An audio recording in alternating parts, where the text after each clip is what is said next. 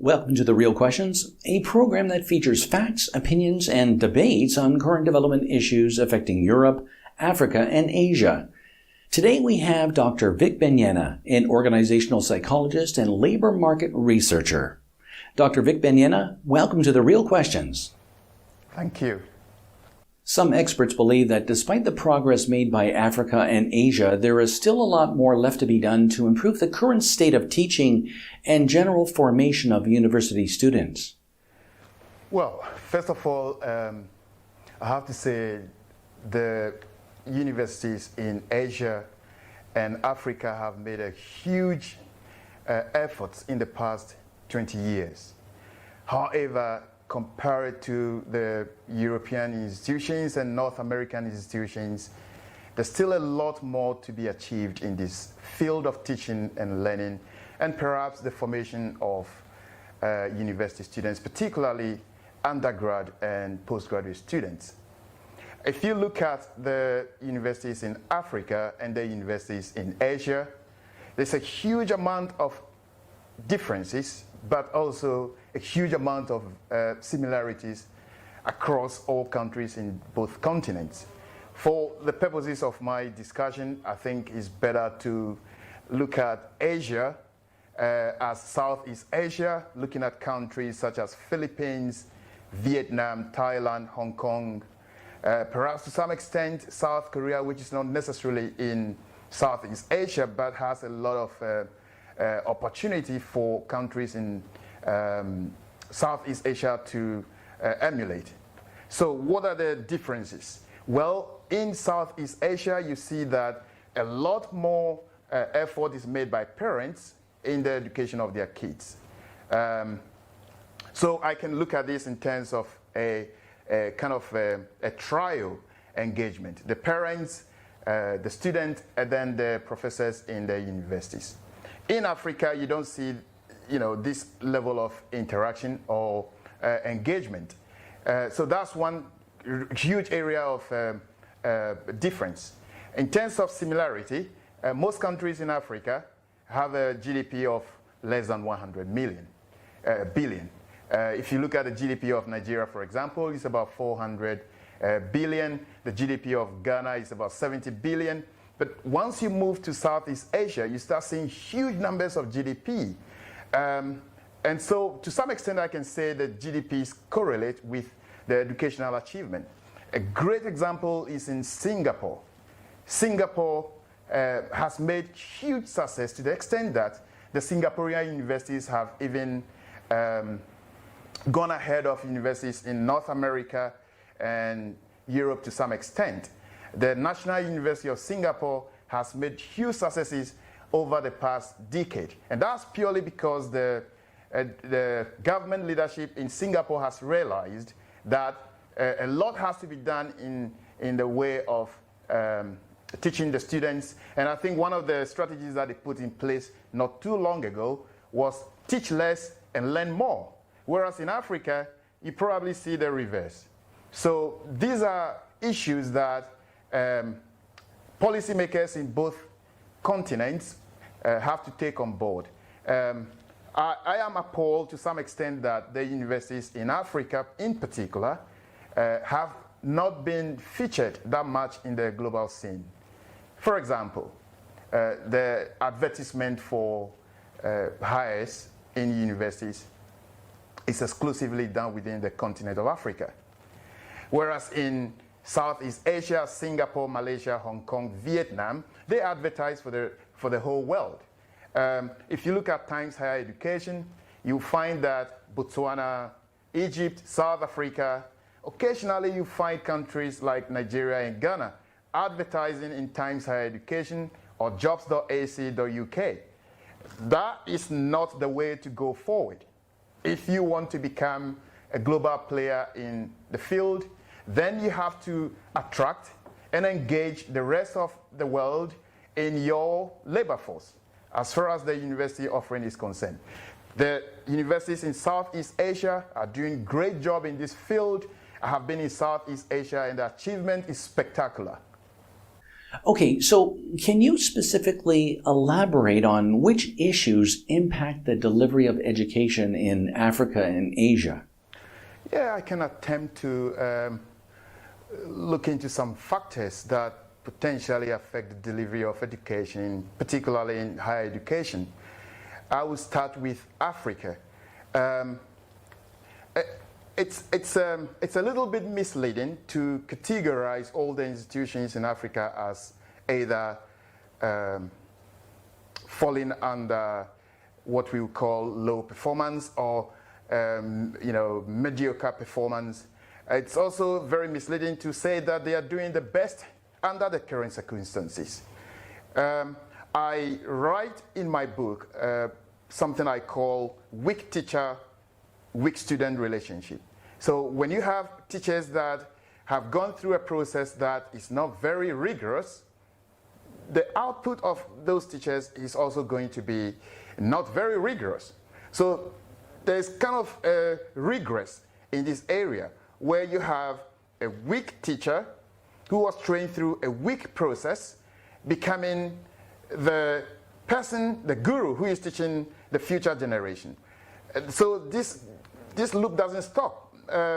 It's a very sad situation, but this can be blamed on both the availability of infrastructure, the government funding, as well as the attitude towards teaching in Africa, or Sub-Saharan Africa to be precise. If you look at the other issues such as infrastructure, electricity, a lot of countries in West Africa, for example, continue to suffer from power cuts all the time. And the governments are powerless to deal with this power crisis. These are big issues that impact on educational delivery in Africa. So to look at the whole thing as a system, you have infrastructural problems, you have attitude problems, you have government level of corruption that is not acceptable in any shape or form. Then you have the students themselves who are not engaged globally. So their worldview is mainly in Africa. And it's the elephant in the room that the best examples in the industry are not necessarily from Africa. So maybe we have to start looking outside the box and start focusing on what best practices we can find from the rest of the world. In terms of Asia, again, we have a huge population crisis in Asia. I call it crisis because it does have an impact on how education is delivered. So if you look at Vietnam, for example, with a population of approximately 100 million, then it's going to be extremely difficult for the government to provide the appropriate infrastructure to deal with proportionate education for all the population. So there is an issue there. Singapore doesn't have a population problem. They have a population of about 6 million, so that's okay. And therefore, the reason why Singapore perhaps is making huge strides. But then if you look at countries such as Cambodia, Thailand, Philippines in particular, also a population of about 100 million, and a very unique country with several islands, you can have issues with delivery. You can have issues with educational performance. But still, Philippines has made huge achievements. Filipinos are all over the world in all sorts of industries, tourism and hospitality, education, healthcare. But we find much less amount of Africans in the global labor force. And this is something that I would wish that changes over the next few decades. What about the demand side issues relating to university graduates? Are there potential issues in this area? To a large extent, yes. Traditional economics teaches us that in the goods market or in the product market, the demand side comes from the household, it comes from the consumers. Whereas in the labor market, the reverse happens. In the labor market, you find that the demand side comes from the industry. The companies, the firms, the organizations are the ones that demand your labor.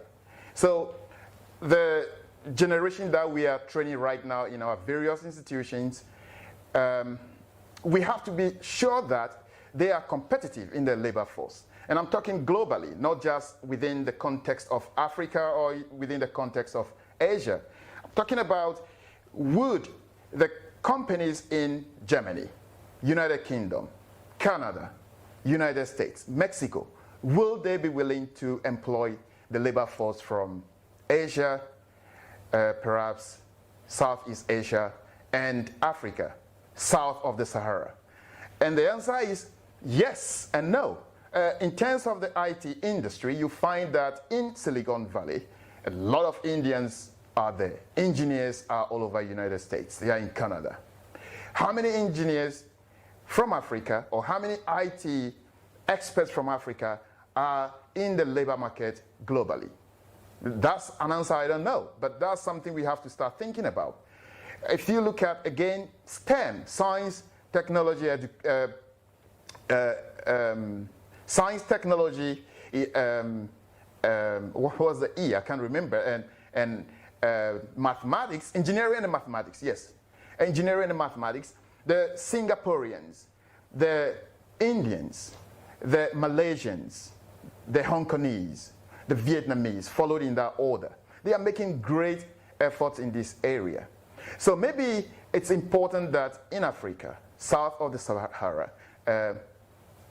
the government puts in strategies that allow the institutions to provide this STEM graduates so that they can be much more competitive. Because that's how the world is going to be in the next 20, 30 years. We will move away from human labor, and we will be dealing more with artificial intelligence. And artificial intelligence doesn't come from the social sciences. It does not come from history, doesn't come from sociology, it doesn't come from anthropology, it doesn't come from archaeology. I'm sorry to mention these subjects, but the fact is that if you look at how the labor force is structured and actually how this labor force affects the production of goods and services, the delivery of service, if we talk of artificial intelligence, we are moving towards psychology, we are moving towards science, we are moving towards mathematics, engineering, and things like that. So those are the areas that the African institutions have to prioritize. If they decide to continue teaching the rest of the subjects, it's okay.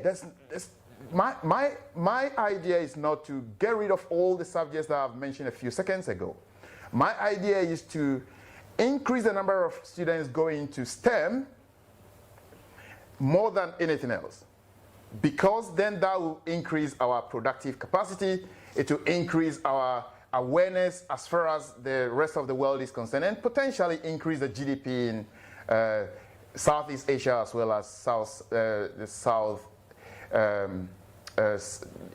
countries south of the Sahara Desert. So those are my takes on this particular question. Obviously, you have worked in different parts of Asia and the UK. So what are the lessons that you have learned across different parts of the world that can help in transforming the current offerings in tertiary education? Well, that is not an easy question, because the educational policies of each and every country is informed by government policy. So these differences that we can see in Europe, Asia, and certainly Middle East are very different from each other. In United Kingdom, the emphasis is on research-informed teaching. So the professors are meant to do research in the area of their expertise and then use this knowledge to inform their teaching. We see a lot less research coming from the African continent, although I have to congratulate my colleagues in Africa for working under very difficult situations to produce the level of research that they produce in peer-reviewed journals. Asia is taking the lead. China produces a huge amount of research. And so you can see that China slowly is catching up with the West, followed by some other countries in Asia. But then Africa still needs to join this wagon. It's very important that the academic freedom that is provided by institutions is utilized in a form that allows professors, academics in all institutions to produce unquestionable research that will help them to teach their students in a much better way. In Europe, business schools are now moving towards online offering. And now, we have the COVID-19 crisis. How are the universities in Africa able to cope? Or how will they cope in the future if the pandemic continues to last longer than it is currently lasting? So these are very difficult questions for professors in all over the world to answer. And also decision makers in universities to find different ways to navigate the terrain of the COVID-19 crisis. But also, it is quite important that the universities in Africa don't continue to think that there is a particular way to do things in Africa, because this seems to be the conversation that I hear sometimes when I speak to people, that this is Africa and things have to be done differently. No, education is education. It doesn't matter where you get it. Unfortunately, some of these people who say these sort of things have also been to Europe. They have studied in Europe, but then they go back to Africa, and the conversation that they have normally is, well, let's do things in an African way. But then how do you teach mathematics in an African way? How do you do science in an African way? And if those things about African culture of educational delivery are the best in the world, why aren't we able to produce a huge amount of inventions? How many things have we invented so far in Africa? How many things have we invented in Asia? To some extent, Southeast Asia. Asia, generally speaking, Japan, Korea are making big achievements. They are achieving great strides in the field of invention, technology, and so on and so forth. The South Koreans have to go to Germany and get the Germans to engage with them in terms of the best practices. This is why the Hyundai car, the Kia cars are now giving you 7 years warranty, something that European car manufacturers cannot even think of offering. So if we say this is the African way, and I'm sorry to be a bit more direct with the African situation, but without this level of shock, without this level of upfront talking and conversation about the subject of education delivery in Africa, we will never see Africa get out of the loop of poverty in the next decades. And that will break my heart. I don't hope and don't think I will be alive to witness this, but then my children will be alive to see this. My children's children will be alive to see the devastation that poor planning, poor policy, and lack of educational achievement is going to unleash on the society of Africa.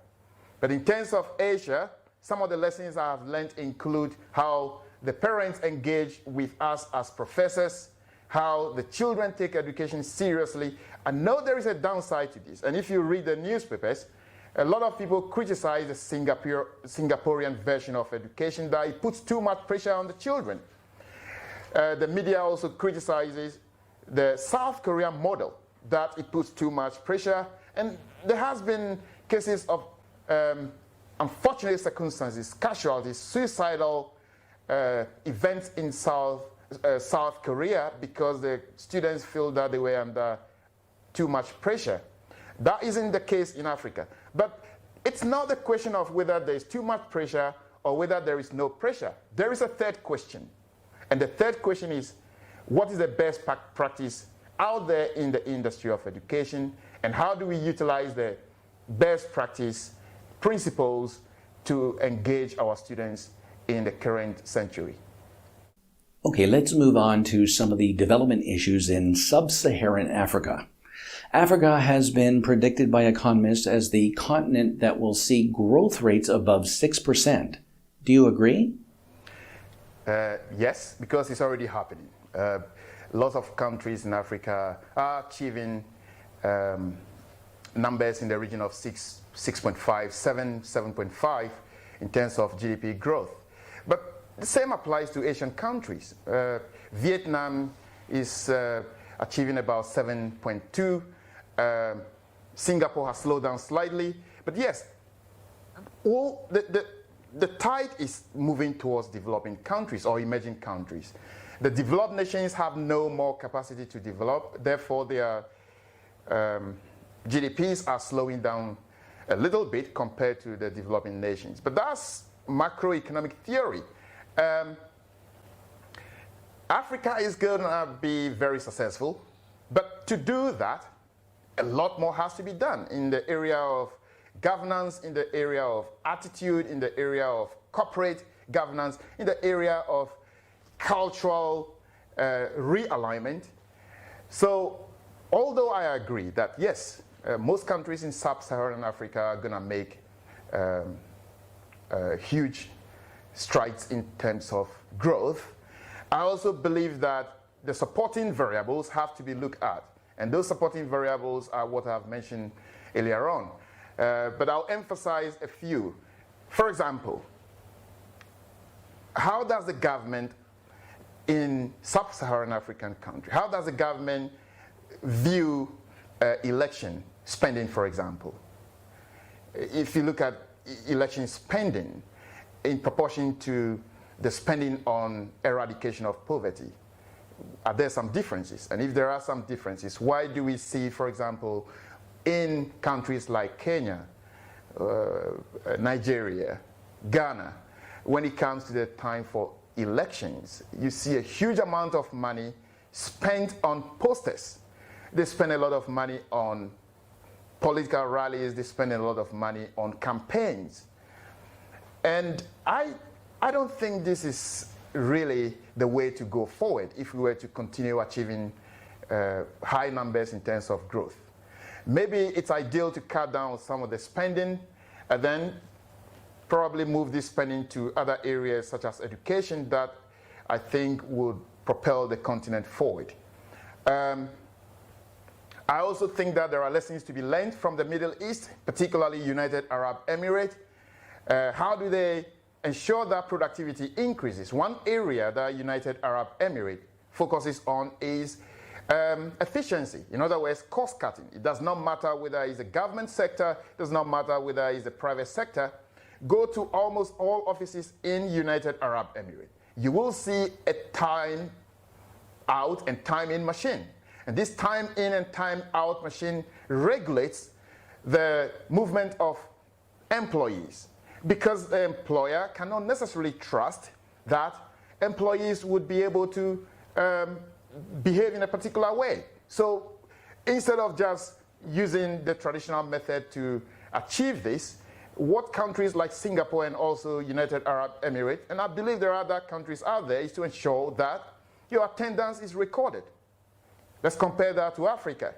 If you want to continue achieving 6.0 GDP growth, then what do you do about people who don't turn up for work on Monday?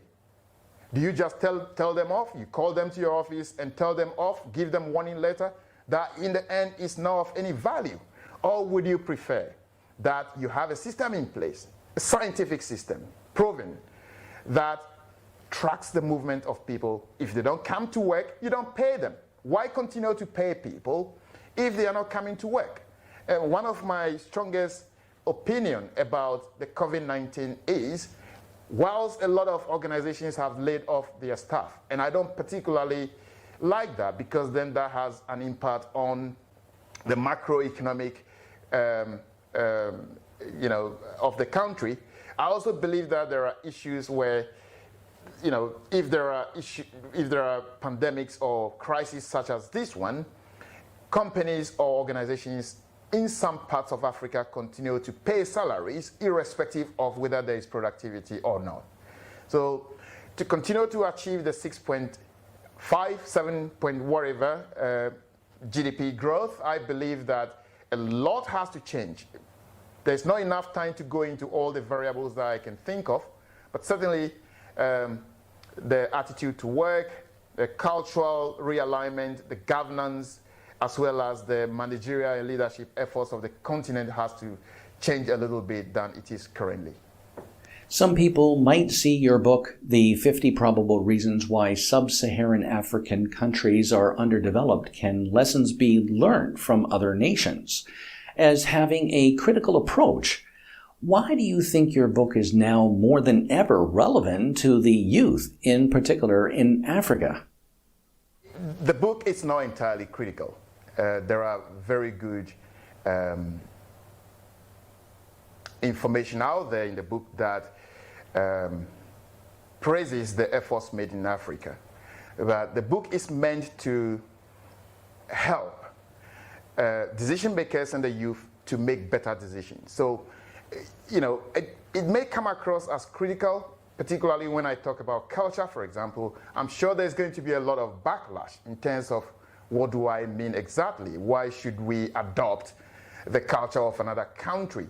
But culture is a very broad term, and if I were to have a conversation about people who find this as too critical, then I believe that it's very important that we itemize the things that I have in mind, that I feel strongly about, then we can have a much more clearer conversation. But in terms of why I came out with this book, for several years, some anthropologists believe that the human beings came into existence about 70,000 years ago. So Africa, if we were to follow the ideas put forward by evolutionary scientists, then Africa probably was in existence much longer than the 70,000 years. But then we see the reverse in terms of economic development, social development, the mindset of a typical university student in Africa. And so, do we continue to have the conversation in a much more casual and sensitive way, in such a way that we prefer political correctness, or should we confront the issues and bring about a kind of revolution in the mindset of our African citizens? And I believe that if we continue to look at the whole idea of Africa development as a whole as too politically sensitive, then we have a big problem. We have a big problem because we are accepting the status quo. And I have not known of any revolution in the world, certainly not the Industrial Revolution, that just sat down and okayed all the status quo and nothing was needed to be changed. I believe that we have to have the difficult conversations. By having those difficult conversations that I have chronicled in the 50 probable reasons why sub-Saharan Africa countries are underdeveloped, then we can have some shock in the mindset of the people. Then we can ensure that things get improved a little bit. So I don't agree that it's too critical. I believe that there is a lot of value in the book, particularly for the youth. And I believe that by reading this book, and I'm not trying to kind of patronize the book in any shape or form, but I believe that if you look at attitude management, for example, if you look at lean governance, which I think it's not something that is covered in most management books, I think those things will help the continent to move forward from the current position. You have talked about lean governance and resource management as having impact on development. Can you throw more light on these factors? Yeah, I actually borrowed the idea of lean governance from lean management, which is a system that has been used by the Japanese production system for several years. And this is why the Japanese cars are the best in the world, to some extent. The Toyota, the Lexus, the Nissans, the Lexuses don't break down, they last forever because they apply the lean system. The lean system is ensuring that your production benefits from efficiency in the sense that there is less waste, there is more productivity, and there is also the timely delivery of output. So I borrow the same term into governance, and the reason I do this in the book that I've written is because I feel that the number of people in government in some countries that I'm familiar with, particularly in Sub-Saharan Africa, there are just too many people in the government. And if you have a top-heavy situation where the politicians, there are maybe 100 of them in terms of the ministerial position, there are also additional support staff, there are assistant ministers or deputy ministers, as you may call them. And then these ministries also have directors. They also have assistant directors. Then you have a top-heavy situation. And the reason it's a top-heavy situation is because you spend a lot of money as a government paying all these people every month, right? But the question is, do you really need this huge number of ministers? I don't know what the number is for the number of ministers in Nigeria, Kenya, or Uganda, or Ghana. But let's, for hypothetical case scenario, let's say that the number of ministers in Ghana is about 100, for example. And you have another layer of deputy ministers, sometimes, more than 2 deputy ministers. Then you have the directors. And then you have cars that are for all these people. And all these positions are continuously being paid for. The cars, the houses that are being paid for. It's a huge stress on the finances of the government. So I believe that by introducing lean governance, we can save some money. These countries can save some money. If I was to make a case, I would say that with a population of about, let's say Ghana's population of about 30 million, Nigeria population of 200 million. Let's look at Ghana's situation. Population of about 30 million, you probably don't need more than 20 ministerial positions. And Nigeria, probably in proportion to their population, they probably need around 50, 60 ministers. The idea is to combine some ministries together. So why don't you combine the Ministry of Fisheries and Agriculture with Ministry of Road and Transport, for example? What is the Ministry of Road and Transport doing particularly well in some of these sub-Saharan African countries, such that the road network is superb to propel productivity? Why is it that there has to be another ministry called Information Ministry, which cannot be combined with, say, Ministry of Interior, for example? Why all this split? And why isn't the decision makers thinking of reducing the number of ministerial capacity? Why isn't conversation being had on this particular subject? So lean governance, in essence, would be that trim down all the positions and save some money, and use these savings to develop your countries. That would be my idea. I know there is a lot of, there's potential for a lot of people to come back to say that, oh, Africa has a very difficult situation, therefore they need more ministers. But we know the conversation about whether we need more or we need less can be had in probably a different interview. So how exactly does your concept of lean governance work, and why hasn't several sub-Saharan African countries adopted this approach so far? Well, it's a hypothetical situation that I have thought about, but I think that would be meaningful. Most very good ideas in history were once upon a time an idea or a hypothesis from someone who had a critical mind about the subject, thought about it, think about how to improve it, instead of saying the status quo is okay.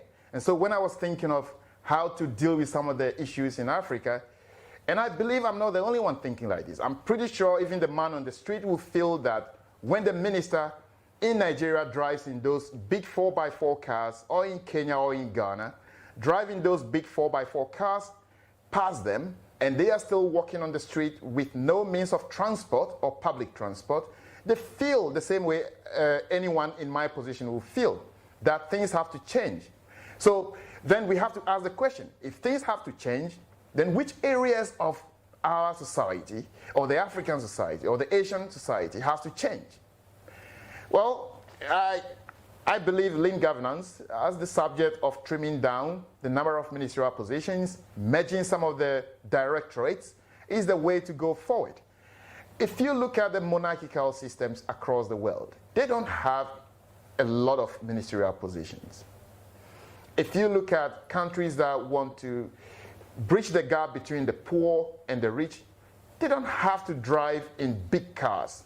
I don't personally know this for a fact, but I don't also think that the ministers in UK have their dedicated fleet of cars that they pick and choose as and when they want to travel, so that they have that luxury of life, and the average person like me in UK is not benefiting from the same level of means of transport. If you go to London, the underground system is effective, it's for all, some ministers use the same. But go to a country like Ghana, the minister is likely to have a convoy, a huge fleet of cars, policemen with sirens and blue lights all over the place. This is cost. And so if this cost affects the growth, which we talked about a few minutes ago in terms of GDP going beyond 6.0 and so on and so forth, then maybe we have to cut down on this unnecessary spending on governance, which also includes the spending on political rallies, the parties not being effective, but they are elected because they go down the electorate, and giving them money, bribing them to vote for them so that they continue to be inefficient. This loop has to stop. We have to find a way to curtail this loop of continuous corruption. I hate to use the word corruption in my conversations, but I think it's the elephant in the room. We all know what the situation is. We just don't like talking about corruption because it's politically sensitive. So yes, a lot has to be done in terms of trimming down the cost. And I have given some examples earlier on that Ghana, for example, does not need more than 20 ministerial positions. If that's the case at the moment, then I take back my word. But if that's not the case, then something has to be done by the decision makers to ensure that they follow what is happening in other countries. I'll just make one little point about this lean governance. Those of you who travel to United Arab Emirates, you will find that there is a kind of uniform policy such that even the ministers wear the same, they call it kandora, yeah? And if they are women, they wear abaya, you know, the long white dress. Everyone wears the same. They're trying to bridge the gap between the people who are governing and the people who are being governed. This is one clear evidential, thing you can see when you go to a country like that. But you see the opposite. You immediately can know in Africa who is a minister and who is an ordinary person. So that gap between the people in government and the people who are just ordinary people need to go away as soon as possible. Not necessarily in terms of how people appear on the streets or in front of cameras, but essentially in terms of spending, in terms of government positions, that has to be, be reshaped in one way or the other. Dr. BENUYENAH, you have written on labor market irregularities. What are the key factors impacting on the labor markets in the developing world and the world at large? Yes, the labor market has always suffered from irregularities.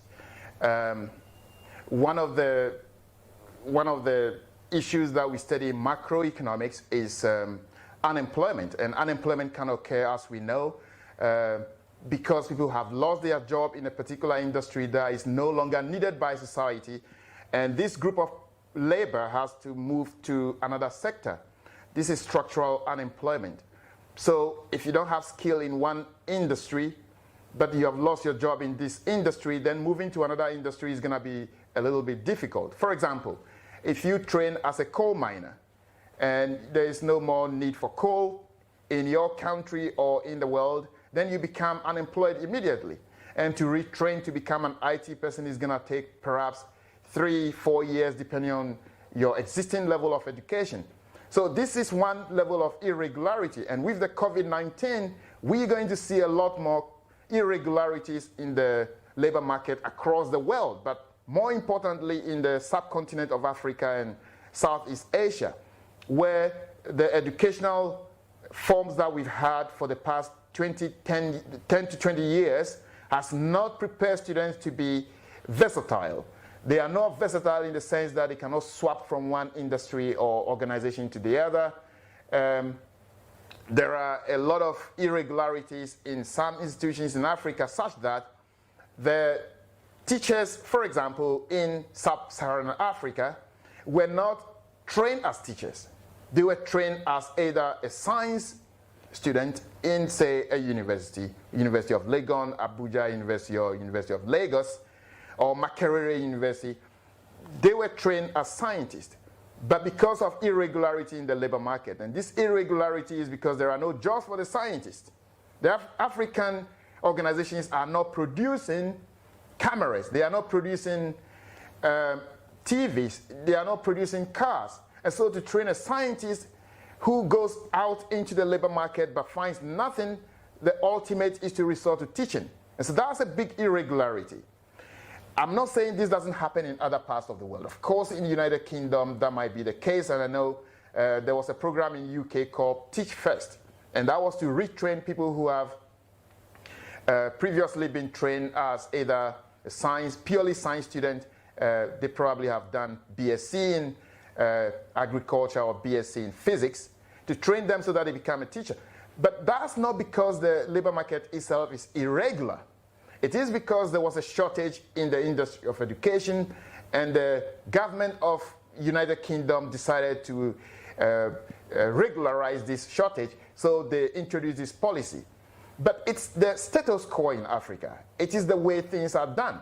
A lot of university graduates are produced in Nigeria, Togo, Senegal, Ghana, only to realize that there are no jobs. And so why are the universities not changing their policies regarding how to train their university students? Why are we not moving to STEM? I talked about science, technology, engineering, and mathematics earlier on. Why are we not moving towards that faster than we are currently doing? Why will university students go into a university? Because they have no other option. They want to be seen as graduates, but graduates with what skills? What do you have the right attitude to work in Germany if you're coming from Africa? Do you have the right organizational acumen to work in Singapore, Malaysia, South Korea, Japan? Or are you going to resort to the I'm kind of hesitant about talking about it, but that the global market is racist towards Africans. I mean, I don't see it that way. I think if an African has all the skills that are required by Kia company in South Korea, Kia would want to have them. And I believe that if Japan Motors find a very good skill from Africa, why not? But this doesn't come at the individual level. It comes at the wider national level, where the governments have to start thinking more about STEM. They have to start thinking about the future subjects. If we stop having that conversation right now because it's too sensitive, because we are not prepared for it, then what's going to happen to Africans? What's going to happen to the Asian labor force in the future? I think Asia has slightly advantage over the Africa as a whole, because we know that Singapore, as I've mentioned, Malaysia, India, China, they are making strides in this area. So my concern will be more towards sub-Saharan African countries, where I would like to see much more effort in terms of training.